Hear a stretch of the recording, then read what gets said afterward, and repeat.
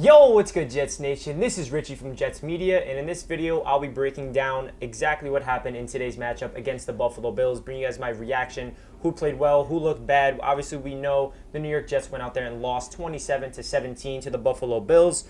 The Buffalo Bills are definitely the better team. They definitely came out here and proved that they're way better structured as an organization. They have the better coach.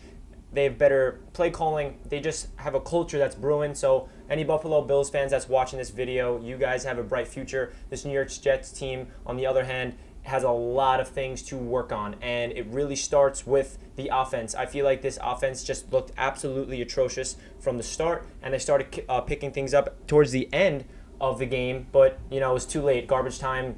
That doesn't really matter. So I'm going to go into the positives and negatives of this. So I'm going to start off with the negatives of the Jets, right?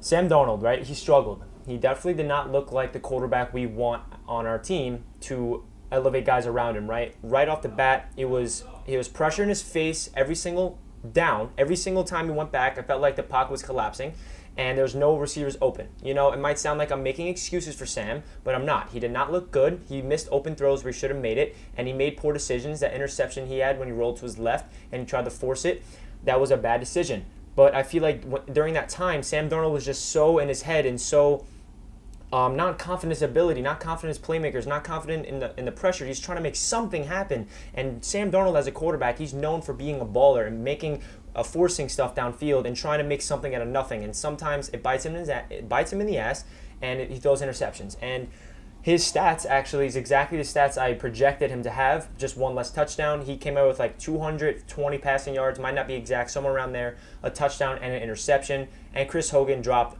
an easy touchdown pass at the end. So I feel like Sam Darnold could have had 2 touchdowns. But overall, Sam Darnold did not look good, right? He did not look like the franchise quarterback that I've been hyping up to be. But for Jets fans to really just turn on Sam Darnold and think he's a bust and think that we need to tank for Trevor right now, I understand. I understand the frustration, but we cannot judge Sam Darnold from one game against the best defense in the league defending the pass. The Buffalo Bills were one of the best teams. Secondary is the elite, and Sam Darnold had no pressure and no time in the pocket. I know it sounds like I'm making excuses, but it's the reality of the truth. For the people that think Sam Darnold is not the guy, I understand where you're coming from. If you're watching the game, he missed throws. He didn't look that great. He wasn't confident. He only got in rhythm towards the end of the game. And I would say this to you. Give Sam Darnold a full season. Give Sam Darnold 16 games. Let's see his numbers. Let's see if he's winning football games. We cannot judge Sam Darnold after one game, after 0 preseason, after everything going against him, after no receivers. I keep saying all this stuff, these factors against him, and you're like, oh, Jets media is just making excuses for Sam. But it's not like I'm making excuses. It's the truth of reality. For the people that do not think Sam Darnold's the guy, I want you to do this. Just be patient and wait. Every single game, evaluate him. We cannot just write him off right away, right after this game. That's my perspective. If you have a different perspective, that's totally okay. But Sam Darnold, I'm still behind him. I still think he's the guy for the future. And at the end of the year, I will give you guys my honest opinion. Obviously, I'm a really big Sam Darnold believer, so I'm hoping for him to succeed and prove everybody else wrong. But by the end of the season, that's where we can tell Sam Darnold's our guy.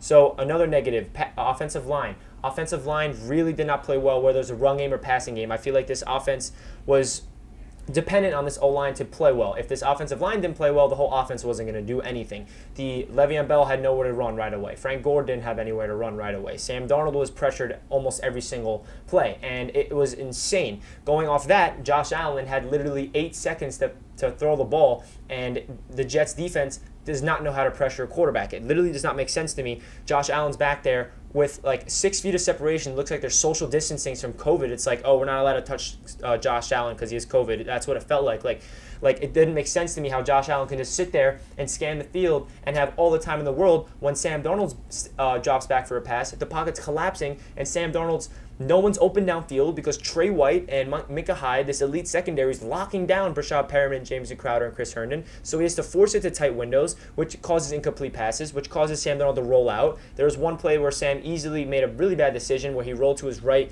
and he ran out of bounds, and he should have threw that ball away. That was a boneheaded mistake by Sam. But yeah, just what I'm trying to say is this offensive line really did not look good. But Mekhi Becton, on the other hand, he did show me a lot of growth. He showed me what type of left tackle he's going to be for this Jets team. He was gritty. I was watching him almost every snap, and he looked like a really solid guy to be our left tackle for the future. You know, he's a rookie.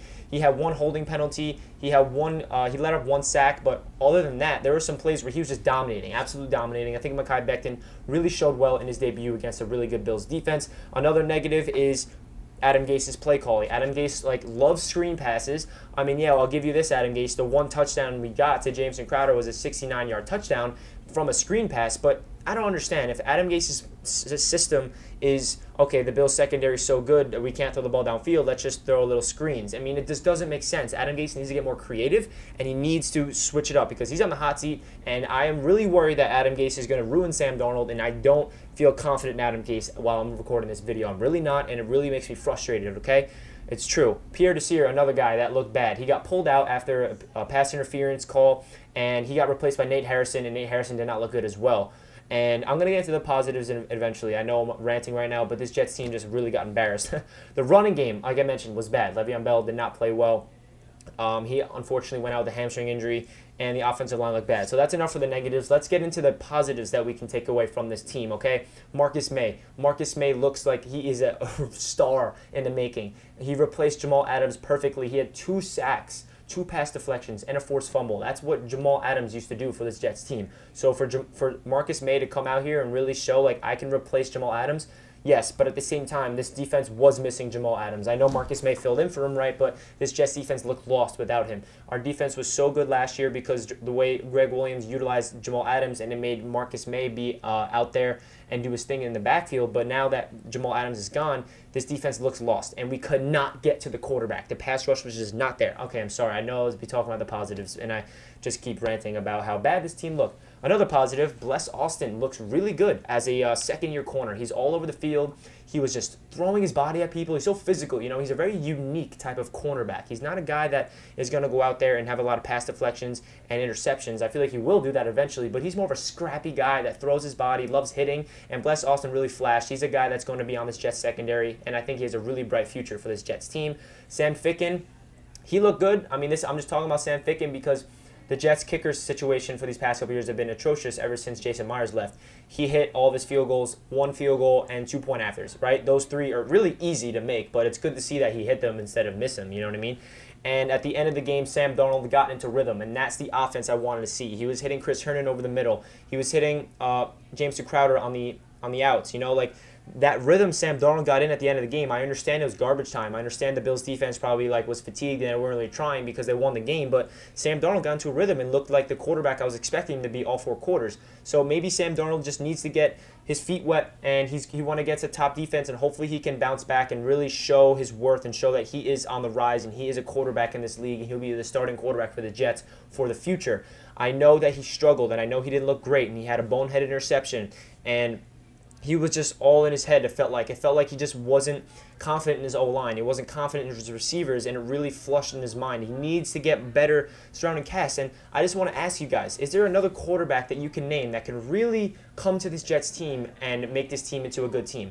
I'm curious, what would Josh Allen be on this Jets team? Because Josh Allen looked good against the Jets. He did have 2 fumbles, but he's really aggressive. He loves running the ball. He missed some easy touchdown passes, but at the same time, Josh Allen was composed, and he hit his medium short range patches. He missed some deep passes, but overall, Josh Allen looked like the better quarterback today. I'm not going to sit here and just avoid the truth. Josh Allen looked better than Sam Darnold today. Josh Allen also had 7 seconds to throw every time when Sam Darnold didn't.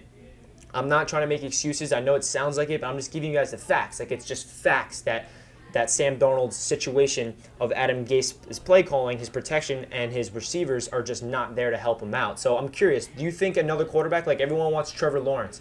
Trevor Lawrence is a phenomenal quarterback prospect, but if he's on this team right now, is the Jets' offense great? No, I really don't think so. I think Sam Darnold's talented, but I don't think he's good enough to elevate a really crappy, untalented roster around him. And I know he did make some bad throws, and he didn't really perform at the level I expected him to, but I'm not looking at Sam Darnold right now as a bust yet. I got to give him a full season, and I will evaluate him every single game, and I'm really being optimistic. So leave a comment down below what you guys got from this game. Obviously, it's a disappointing loss for Jets Nation, but I'm going to try to bring you guys content no matter what. If we're winning or losing, obviously I'm upset. Obviously, I wish the Jets won this game, but the truth of the matter is the Buffalo Bills are the better team.